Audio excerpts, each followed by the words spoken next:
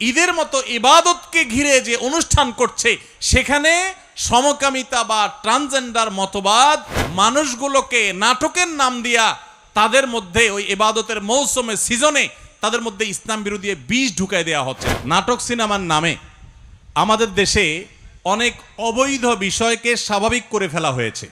যেই সমস্ত কোম্পানি, যেই সমস্ত আপনার ব্যবসা প্রতিষ্ঠান সেরকম একটা জিনিসকে যারা স্বাভাবিক করার চেষ্টা করছে, তাদেরকে বর্জন করা, বয়কট করা, উপযুক্ত শাস্তি নিশ্চিত করার চেষ্টা করা আমাদের প্রত্যেকটা মানুষের দায়িত্ব।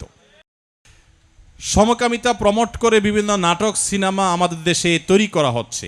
সম্প্রতি ঈদের একটি নাটকও এই বিষয়ে তৈরি করা হয়েছে। এটা নিয়ে ফেসবুকে সমালোচনা চলছে, বিষয়ে কিছু বলবেন? ভাইরা আমার, খুবই দুঃখজনক বিষয়, বিনোদনের নামে, নাটক সিনেমার নামে আমাদের দেশে অনেক